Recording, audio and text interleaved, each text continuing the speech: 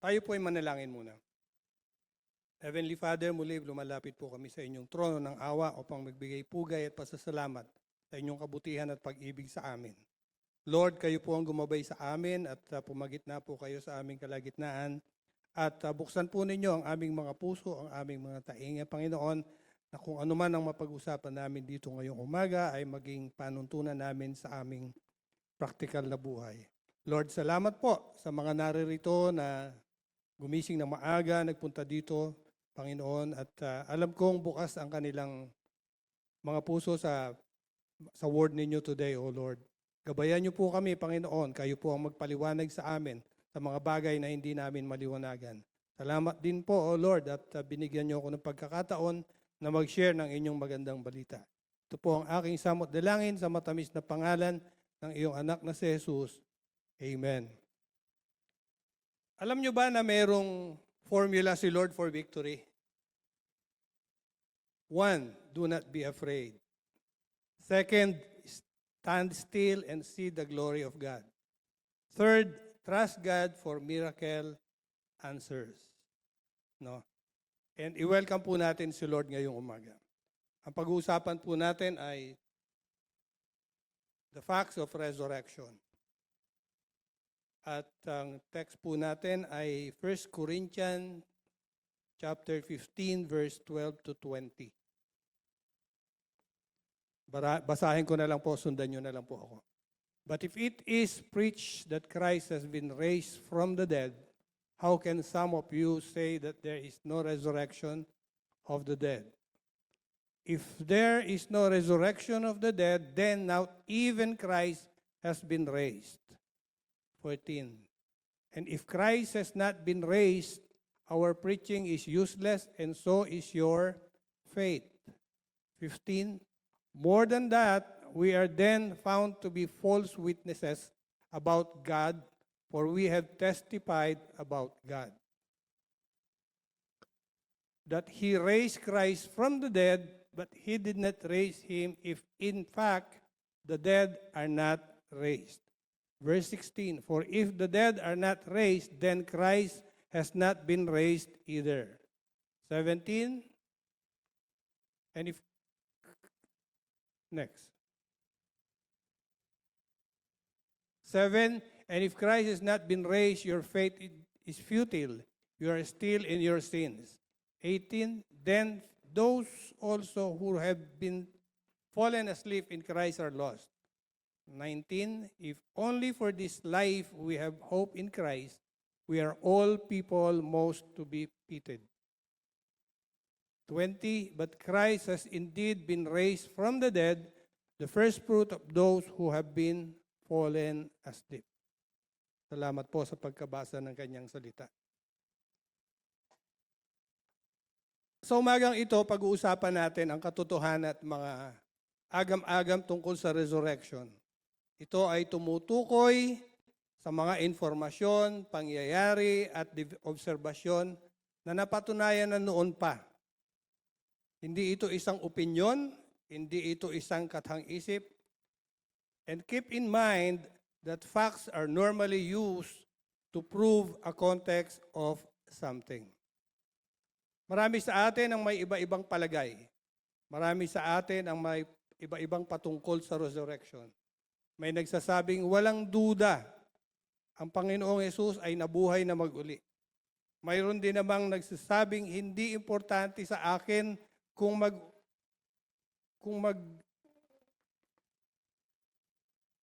tunay ngang si Jesus ay physically raised from the dead or not. Ang iba naman ay nagsasabing sa tingin ko ang pagkabuhay ni Jesus na mag-uli ay totoong nangyari, subalit hindi ko alam or wala akong idea if it involves an empty tomb. May nagpapalagay din, mga kapatid, na hindi problema kung nahanap man o hindi ang labi ng Panginoon.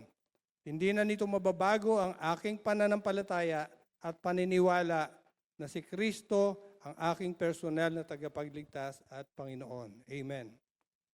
Alam niyo, may nabasa ako, no? Sometimes in 2004, Billy Graham was interviewed by Time Magazine about resurrection. And he said, If I were an enemy of Christianity, yun ang sabi niya, if I were an enemy of Christianity, I would aim directly at the resurrection. Bakit? Because that is the heart of Christianity. Ibig sabihin, ang resurrection ay seryosong bagay na dapat tratuhin ng may ibayong pag-iingat. Kung halimbawa, isang umaga lumabas sa prestigious newspaper dito sa Pilipinas o saan man, at ang headline na Jesus remains found near Jerusalem. At nakasaad sa balita na isang tao ang nag-claim na he found Jesus remained in the Holy Land. Ano kaya sa palagay niyo mangyayari? Ano sa palagay niyo mangyayari sa ating faith o sa inyong faith?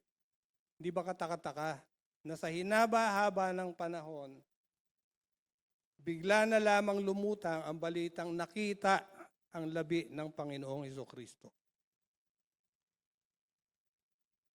Sa inyong palagay, mga minamahal kong kapatid, magiging maganda ba o hindi ang epekto nito? Honestly, sagutin po ninyo ko, magiging maganda ba o hindi ang magiging epekto nito? Hindi. Amen. Si Jesus ay namatay at nabuhay mag-uli. Kung ako ang tatanungin, ganun din ang sasabihin ko, hindi po. Hindi ko alam kung anong mangyayari. Isa lang ang masasabi ko, mga kapatid. Ito ay magdudulot ng isang malaking issue. Huwag naman sanang mangyari magkakaroon ng paghati-hati o division sa hanay ng mga mananampalataya. Amen po ba? Sa inyong palagay, mga minamahal kong kapatid, tama bang paniwalaan natin ang isang Diyos na patay? Amen. Very clear sa Biblia na on the third day, Jesus Christ rose from the dead. Kapag sinabing rose from the dead on the third day, ibig sabihin, Jesus truly died and after 3 days, He bodily and actually rose from the dead and never to die again. It was Jesus Himself, not some proxy. It was His crucified body that was raised. That He is not a ghost or a product of someone's wild imagination. Give Him praise in the house of the Lord.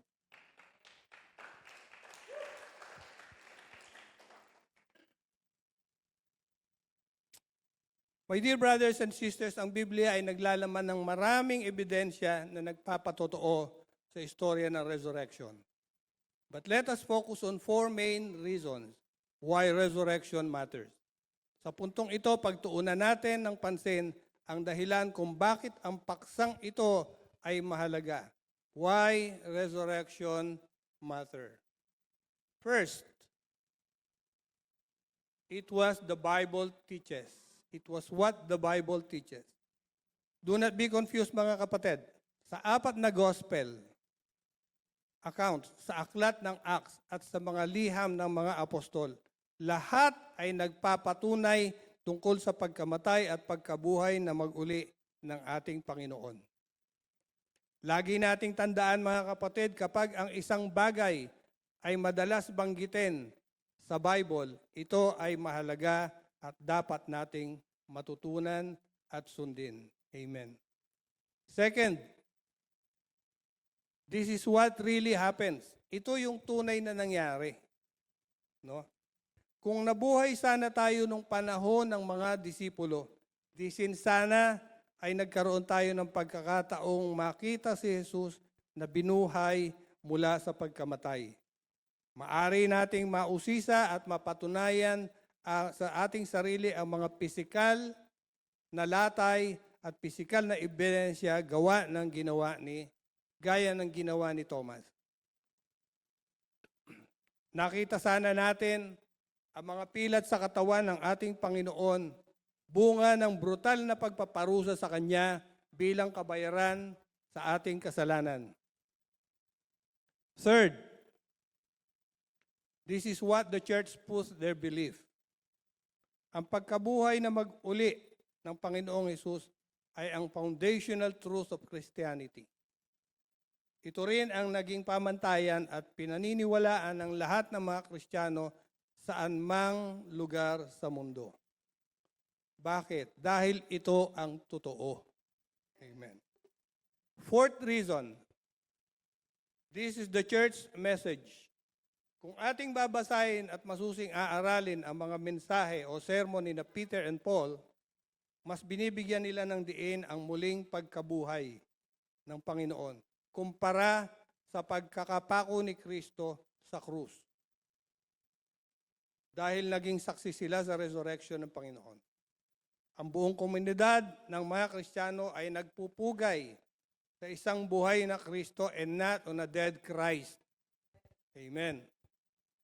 They faithfully believe in the living God. Pagmasdan nyo yung krus sa likod ko. Suriin yung mabuti. Tignan yung mabuti.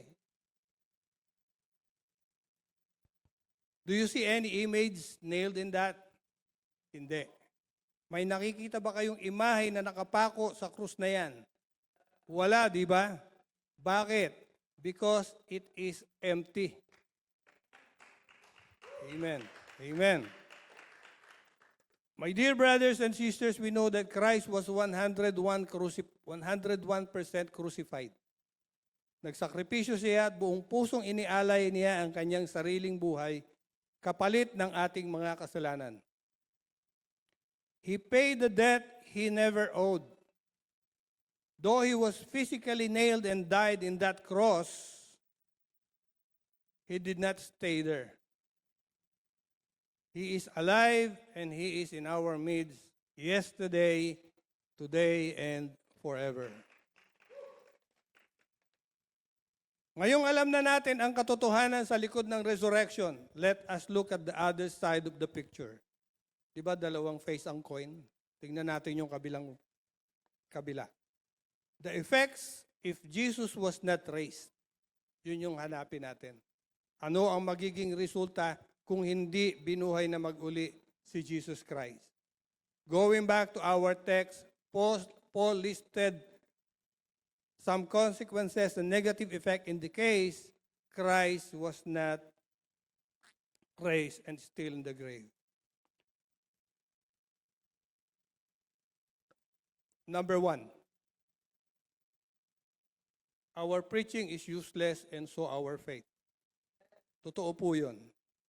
No? Our preaching is useless and so with our faith kung hindi nabuhay ang Panginoon. Ayon sa talatang ito, there is nothing to preach. The apostle preaching is empty and meaningless because they proclaimed nothing but fairy tale. Ibig sabihin, baliwala ang mga sermon ng apostol, walang saysay at walang halaga ang mga ito, lalabas lamang na produkto ito ng isang imbentong istorya tungkol sa Panginoon. So bakit maniniwala sa isang patay na nilalang? Matutulungan ba tayo nito sa panahon ng ating pangangailangan? Makapagpapagaan ba ng bigat ng ating dalahin o makapagpapagaling ba ito ng may sakit? Huwag nating kalimutan mga kapatid, lahat ng ating paniniwala ay nakadepende sa muling pagkabuhay ng ating Panginoon. Ano ang sabi sa Hebrews 9, verse 22? Ayon sa batas, halos lahat ay purified with blood. And without the shedding of blood, there is no forgiveness. Amen. Without the resurrection of Jesus Christ, we are all fools. Fools being cheated into believing a big lie. Para tayong mga hangal na naniniwala sa isang malaking kasalanan. Mga hangal na nadaya at naniniwala sa isang napakalaking pagkakamali. Amen. In verse 15, next slide. More than that, we are then found to be false witnesses about God, for we have testified about God. In Acts chapter 2, verse 32, pinatunayan ng mga apostol ang pagbuhay ng Diyos kay Jesucristo mula sa kamatayan. At sa Acts chapter 10 verse 39 and 41, muli ipinahayag ng mga apostol na kasama nila ang Panginoon sa pagkain at pag-inom sa loob ng 40 days pagkaraan ng resurrection. Tandaan po ninyo, importante po yung natin maintindihan. Kung hindi nabuhay ang Panginoon, si Paul at ang kanyang tropa sa Last Supper ay may malaking pagkakamali sa pag-represent sa Panginoon. Lalabas na isa lamang silang grupo ng mga mandaraya at inililihis nila ang paniniwala ng sanglibutan. Amen. In verse 17, if Christ has not been raised, our faith is futile and we are still in our sins. Ano pong ibig sabihin? Futile means useless and empty. Kung hindi napagtagumpayan ng Panginoon, Jesus, ang kasalanan at kamatayan, ang ating faith ay walang halaga.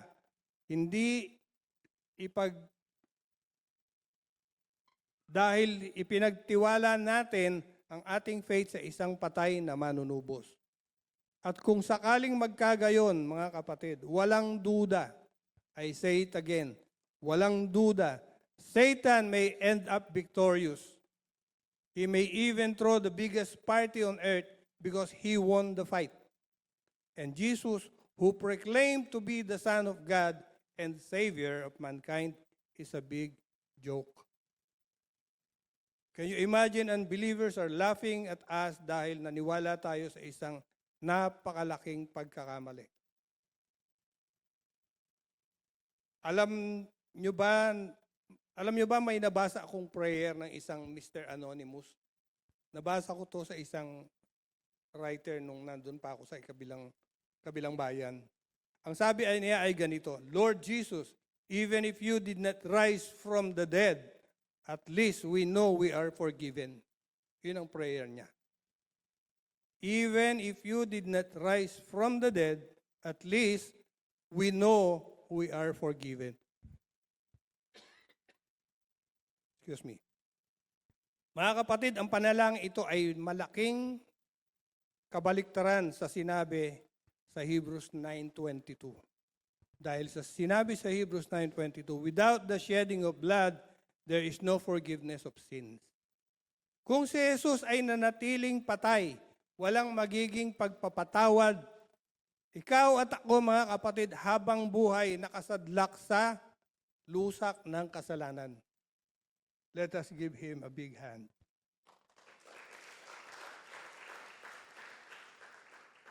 Amen. In verse 19, Christians are to be pitied. Dapat daw kaawaan tayong mga Kristiyano. Bakit? Kasi magmumukha tayong kawawa dahil nagtiwala tayo sa isang huwad na Mesaya.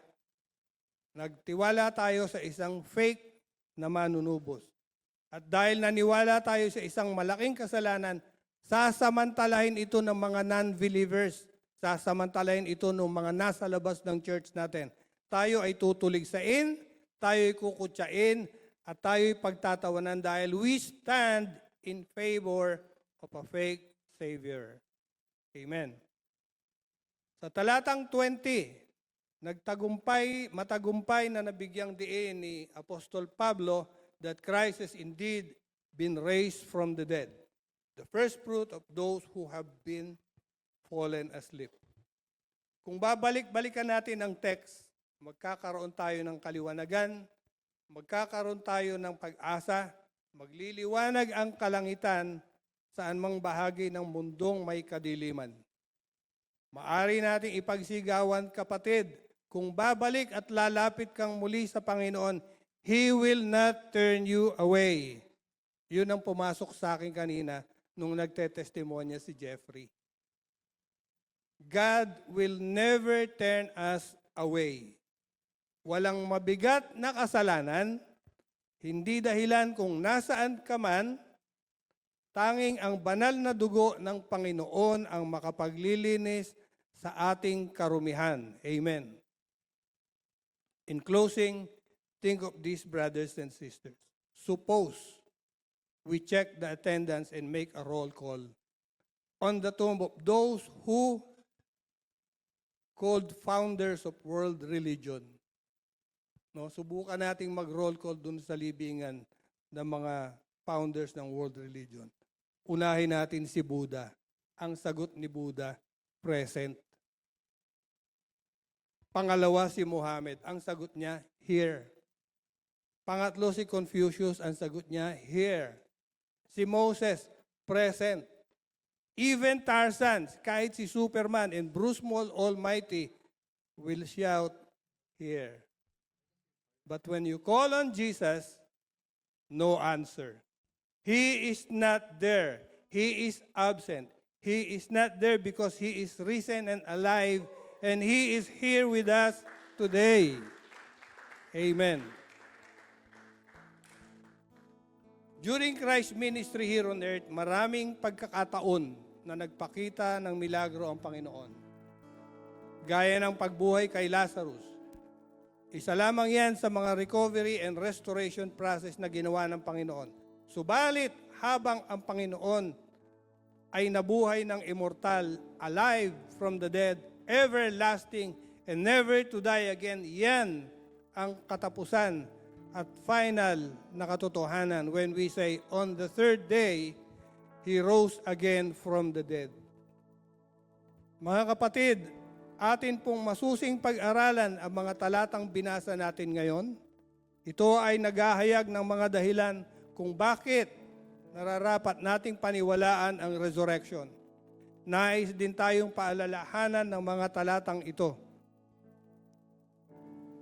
Kung sakaling ang resurrection ay hindi totoo.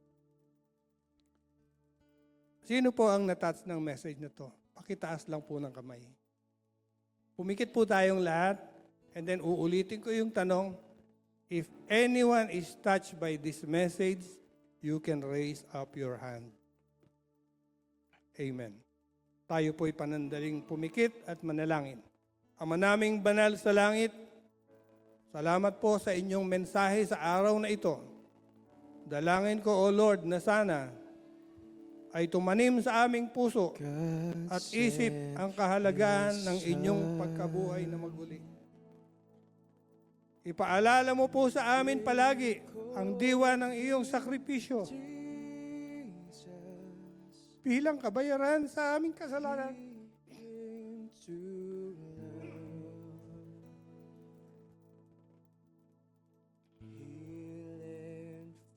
Alam po namin, O Lord, na no amount of money, wealth, at karangyaan ang makapagliligtas sa amin kung di tanging ang banal mong dugo na tumigis doon sa Kalbaryo. Maraming salamat po.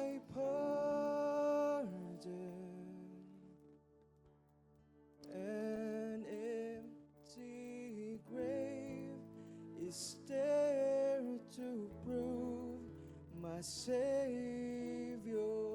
Sabayan po natin yung kanta. Maganda po yan. Because He lives, I can face tomorrow because He lives. All fear is gone because I know He holds the future and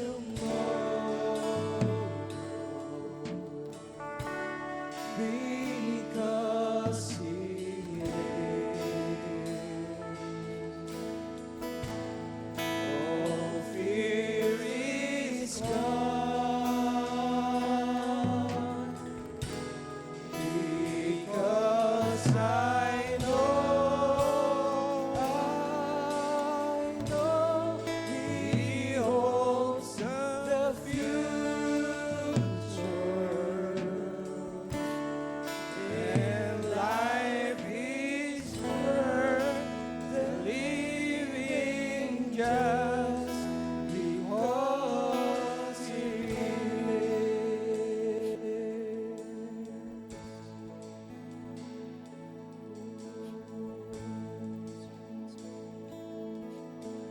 Mangyaring itaas po natin ang ating mga kamay bilang paggalang at pagtanggap sa bendisyong ito. May the Lord bless us and keep us. May the Lord make His face shine upon us and be gracious unto us. May the Lord turn His face upon us and give us peace this day and forever. Amen. God bless, church.